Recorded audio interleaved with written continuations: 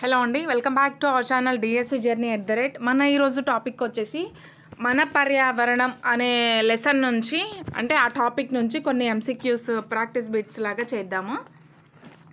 First question వచ్చేసి క్రింది జంతువులలో ఏ జీవి ఉష్ణ వలస చేయదు, చేస్తుంది చెయ్యదా, కరెక్టా ఇన్కరెక్టా అనేది మనం క్వశ్చన్ ఎలా ఉంది అనేది చూడాలి. నెగిటివ్ షేడ్లో ఉందా పాజిటివ్ అని.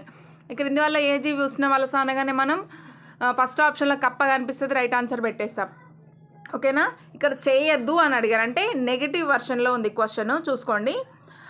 ఆన్సర్ వచ్చేసి కప్ప, మొసలి, మానవుడు, నాగుపాము.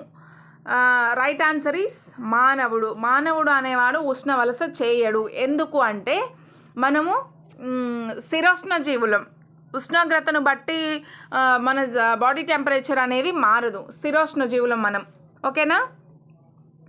నెక్స్ట్ క్వశ్చన్, డాఫ్నియాలో గుండ్రటి తల ఏ ఆకారంలో కనిపిస్తుంది, ఏ కాలంలో కనిపిస్తుంది? గుండ్రటి తల ఏ కాలంలో కనిపిస్తుంది అంటే ఆప్షన్ 1 వేసవి కాలం, ఆప్షన్ 2 ఆకురాలు కాలం, ఆప్షన్ 3 చలికాలం, ఆప్షన్ 4 వసంతకాలం. సో మన రైట్ ఆన్సర్ ఈస్ చలికాలం. ఎందుకు చలికాలం అంటే చలి అంటే బాడీ నుంచి ఉష్ణోగ్రత బయటకు ఎక్కువగా పోకుండా కాపాడుకోవడానికి ఉష్ణ నిరోధకంలో ఆ ఆకారంలో గుండ్రటి ఆకారంలో తలని మార్చుకుంటుంది డాఫ్నియా. ఓకేనా. నెక్స్ట్ క్వశ్చన్ వచ్చేసి శరీర పరిమాణం ఉష్ణోగ్రతకు గల సంబంధాన్ని కింది ఏ సూత్రం వివరిస్తుంది? ఆప్షన్ 1 వచ్చేసి ఎలెన్స్ సూత్రం, ఆప్షన్ 2 హంటాఫ్ సూత్రం, ఆప్షన్ 3 బెర్గ్మన్ సూత్రం, ఆప్షన్ 4 గ్లోజర్స్ సూత్రం. రైట్ ఆన్సర్ ఈస్ బెర్గ్మన్స్ సూత్రం అన్నమాట. ఓకేనా. ఫోర్త్ క్వశ్చన్, ఎలెన్స్ సూత్రం ఉష్ణోగ్రత ప్రభావం ఈ క్రింది వాటిలో దేన్ని వివరిస్తుంది? చెవి పరిమాణం, వర్గీకరణ, జీవక్రియ రేటు, వెన్నుపూసల సంఖ్య. రైట్ ఆన్సర్ ఈస్ 2 వర్గీకరణ.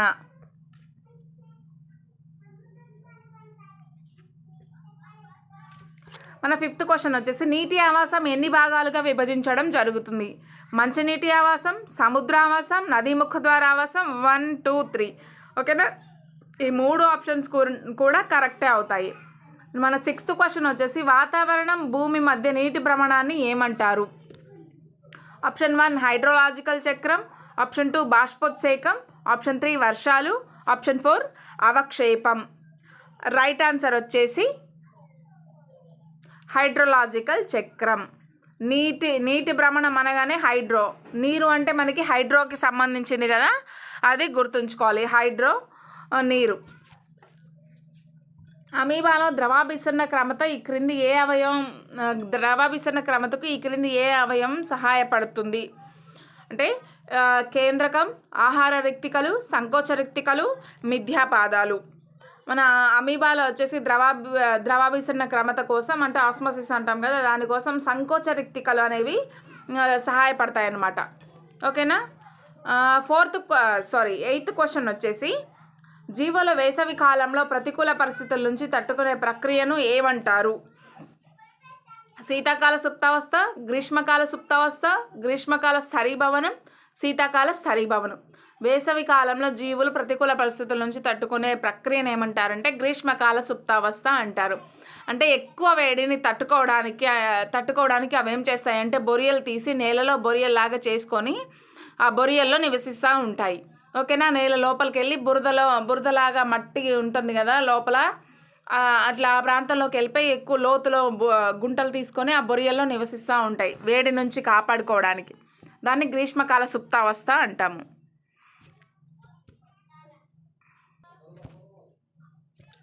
ఏ భౌతిక ప్రక్రియలో శరీరం నుంచి నీరు తొలగించడం జరుగుతుంది? ఎండాస్మోసిస్, ఎగ్జాస్మోసిస్, పీల్చుకోవడం, వ్యాపనం. Right answer is exosmosis. శరీరం నుంచి నీరు తొలగించడం అంటే బయటికి, ఎండో అంటే లోపలికి ప్రవేశపెడితే ఎండాస్మోసిస్, బయటకు తొలగిస్తున్నాం కాబట్టి మన రైట్ ఆన్సర్ వచ్చేసి ఎగ్జాస్మోసిస్ అనమాట. ఎస్చరీ అంటే ఏమిటి? ఓకేనా. కుంట నదిలో కలవడం, వరద నీరు నదిలో కలవడం, సముద్రాలలో కుంటలో కలవడం, నది సముద్రంలో కలవడం.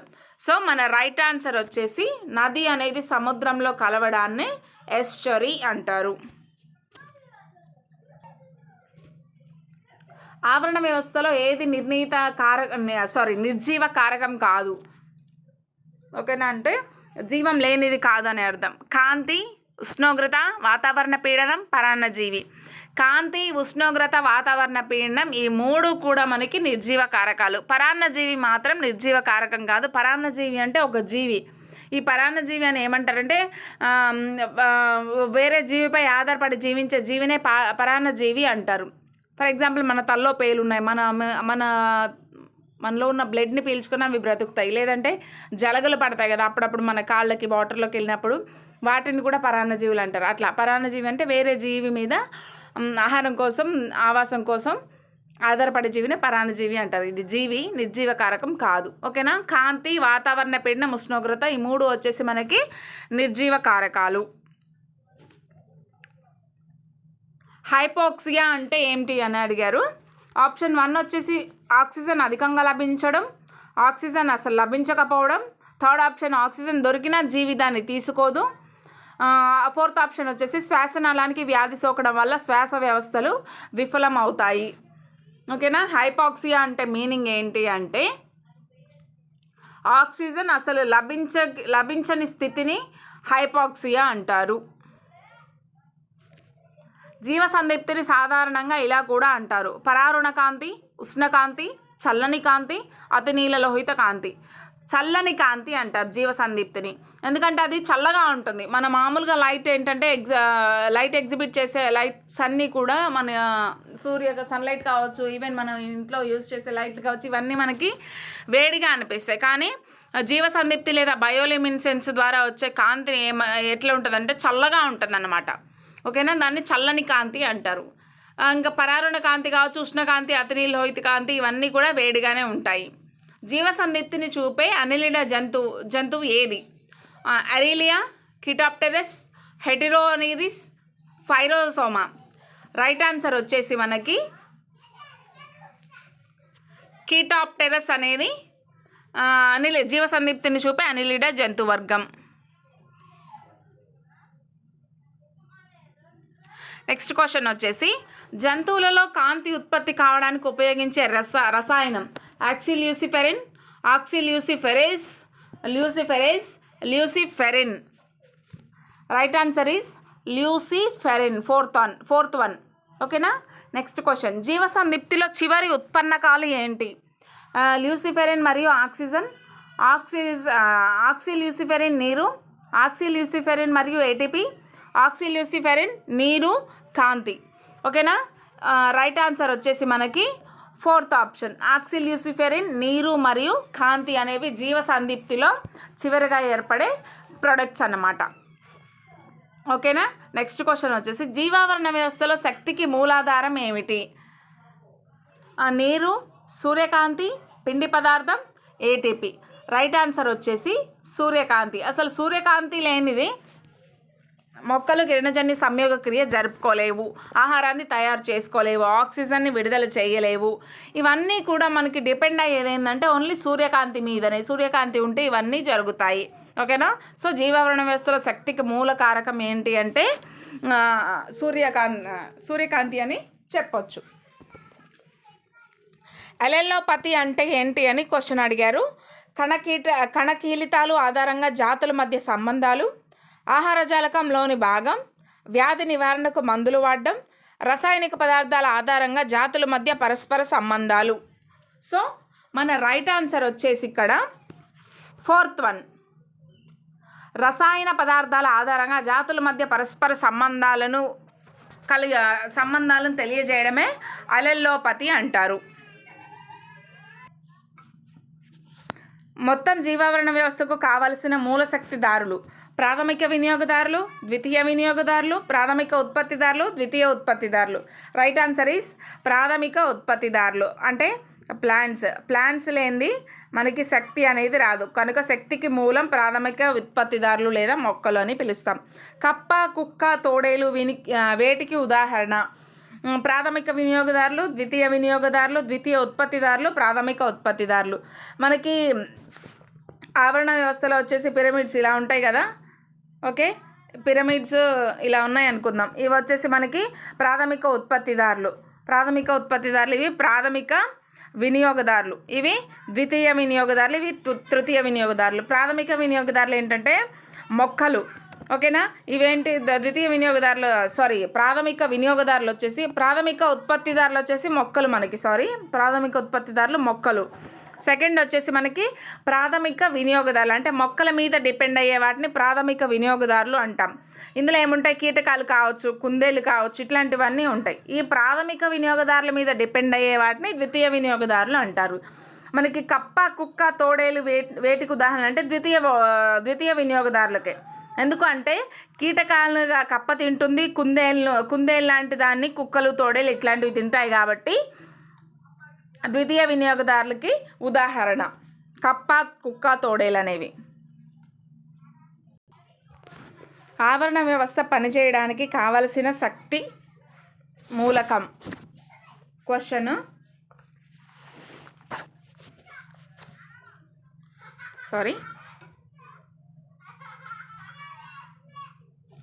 ఆవరణ వ్యవస్థ పనిచేయడానికి కావలసిన శక్తి మూలకం మొక్కలు, శాకాహారులు, ఏటీపీ, సౌరశక్తి. సౌరశక్తి అనేది శక్తికి మూలకం. మనకి మెయిన్ ఏంటంటే ఏటీపీనే, సౌరశక్తి ద్వారానే మనకి ఉత్పత్తి జరుగుతుందన్నమాట. మేసే ఆహారపు గొలుసులో 3వ పోషక స్థాయి ఏంటి అని అడుగుతున్నారు. ప్రాథమిక వినియోగదారుల, ద్వితీయ వినియోగదారుల, ప్రాథమిక ఉత్పత్తిదారుల, ద్వితీయ ఉత్పత్తిదారుల అని, ద్వితీయ మాంసాహారుల అని అడుగుతున్నారు. మేసే ఆహారపు గొలుసులో 3వ పోషణ స్థాయి వచ్చేసి మనకి ద్వితీయ వినియోగదారులు, ఓకేనా. ఇలా ఉంటుంది కదా, ప్రాథమిక ఉత్పత్తిదారులు లేదా ప్రొడ్యూసర్స్ అంటాం, ప్రాథమిక వినియోగదారులు, ద్వితీయ వినియోగదారులు. సో 3వ స్థాయి వచ్చేసి ద్వితీయ వినియోగదారులు అన్నమాట. భూమిపైన కింది వాటిలో ఏది ప్రాథమిక ఉత్పత్తిని ప్రారంభిస్తుంది అంటే కాంతి, శాకాహారులు, విచ్ఛేదనకారులు, ఏటీపీ. ఆన్సర్ వచ్చేసి కాంతి.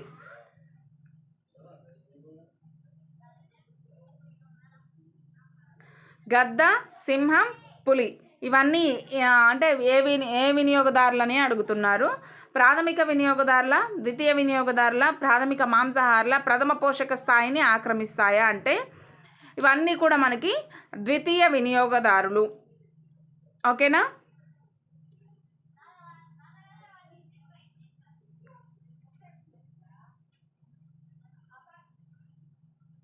మేసాహారపు గొలుసు గరిష్ట పోషక స్థాయి జీవులు అంటే పతాక మాంసాహారులు, అంటే సింహం, పులి ఇట్లాంటివి ఉన్నాయి కదా అవన్నమాట.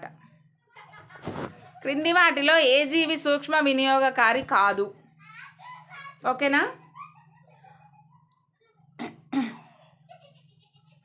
పూతికాహార భక్షకి, ప్రోటిస్టాలు, డెట్రివోర్స్, లవణీకరణకారులు. రైట్ ఆన్సర్ ఈస్ ప్రోటిస్టాలు. ఏ సహజీవనంలో ఒక జీవికి హాని జరిగి మరొక జీవికి ఏమీ కాదు అంటే ఎమెన్సెలిజం. దీనిలో ఒక జీవికి హాని జరుగుతుంది, మరో జీవి సేఫ్గా ఉంటుందన్నమాట.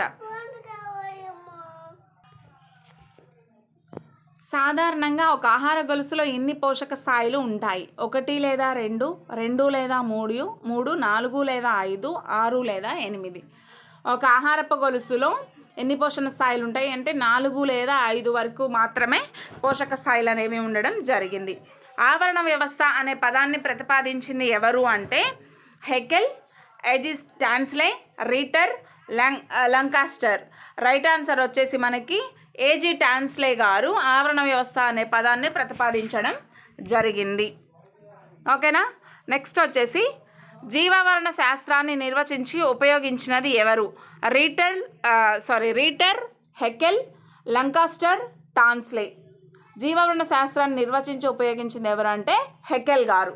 ఓయికాస్ అనే గ్రీకు పదానికి అర్థం ఏంటి అని అడగడం జరిగింది. స్థితి, ఆవాసం, జనాభా, సమాజం. Right answer is ఆవాసము.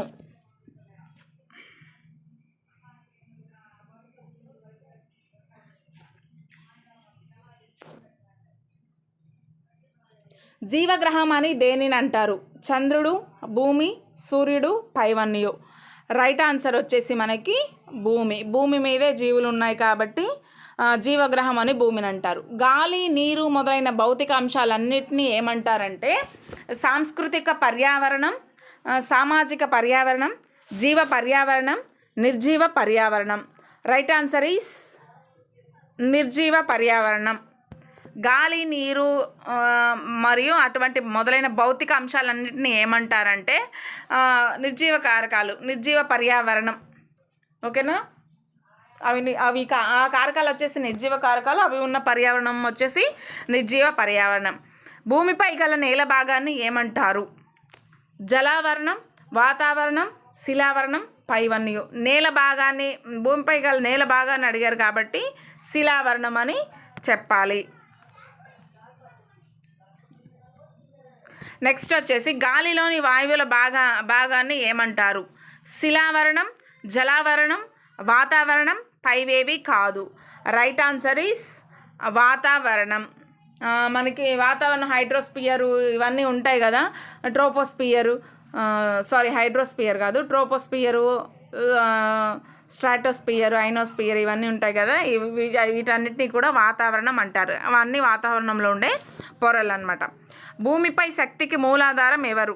నీరు, సూర్యుడు, గాలి, నేల. So our right answer is సూర్యుడు. ఏదైనా కూడా సౌరశక్తే మనకి భూమిపై ఉన్న శక్తి అన్నిటికీ మూలాధారం అంటే సౌరశక్తి లేదా సూర్యుడు అని చెప్పాలి. మొక్కలు ఈ వాయువును ఉపయోగించుకొని ఆహారాన్ని తయారు చేస్తాయి. Nitrogen, oxygen, carbon dioxide, పైవన్యు.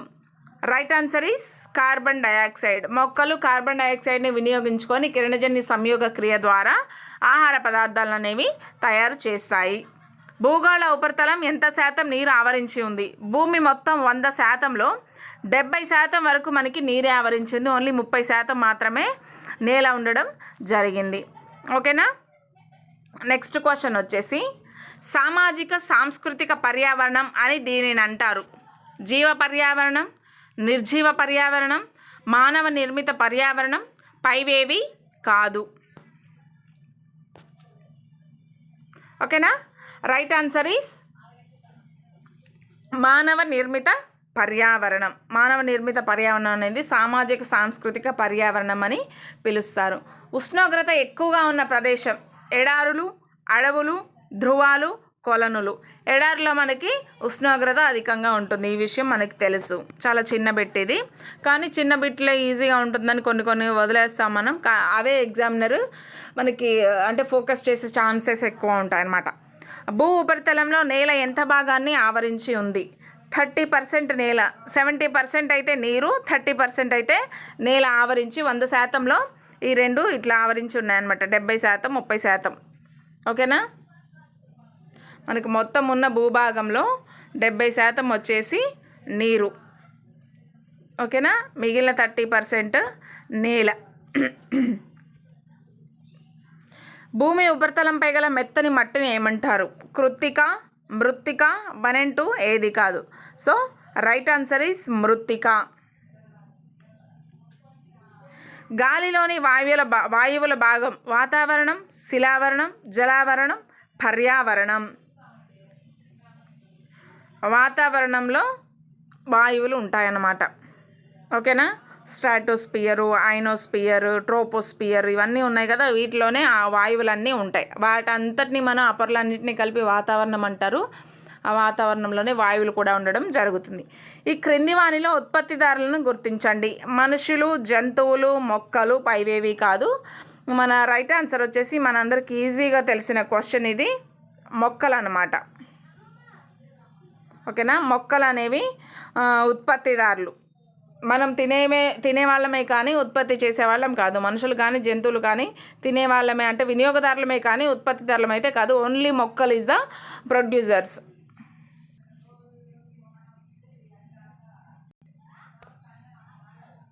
క్రింది వాణిలో పరపోషకాలను గుర్తించండి. జంతువులు, మొక్కలు, 1 and 2 పైవేవి కాదు. రైట్ ఆన్సర్ ఈస్ జంతువులు. పరపోషకాలు. మనం ఎప్పుడూ కూడా ఇతరుల మీద ఆహారం కోసం ఆధారపడి జీవిస్తూ ఉంటాం. మెయిన్గా మొక్కలు ఆహారం తయారు చేసుకునేందుకు ఉపయోగించు కారకం ఉష్ణం, కాంతి, నీరు ఏది కాదు. రైట్ ఆన్సర్ ఈస్ కాంతి. సౌరశక్తి ద్వారానే మొక్కలు ఆహారాన్ని అనేది తయారు చేసుకోవడం జరుగుతుంది. కేవలం మొక్కలను మాత్రమే ఆహారంగా తీసుకునే వాటిని ఇలా అంటారు: వినియోగదారులు, ప్రథమ వినియోగదారులు, ఉత్పత్తిదారులు, శాకాహారులు. ఓకేనా?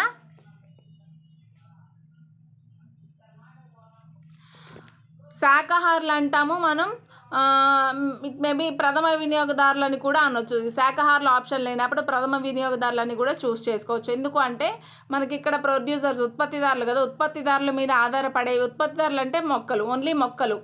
ఓకేనా? దీని తర్వాత వచ్చే కాలం ఏంటంటే మనకి ప్రాథమిక వినియోగదారులు. ప్రాథమిక వినియోగదారులు మొక్కలను మాత్రమే తింటాయి. సో ఈ 2 ఆన్సర్స్ కూడా పెట్టుకోవచ్చు. శాకాహారులు ప్రథమ వినియోగదారులు, శాకాహారులు లేనప్పుడు ఇది ప్రథమ వినియోగదారులు అనేది చూస్ చేసుకోవచ్చు.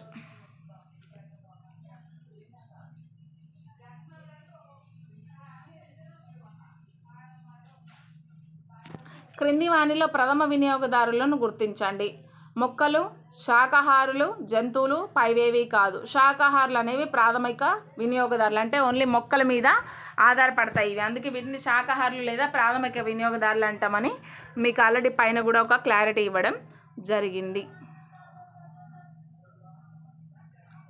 సారీ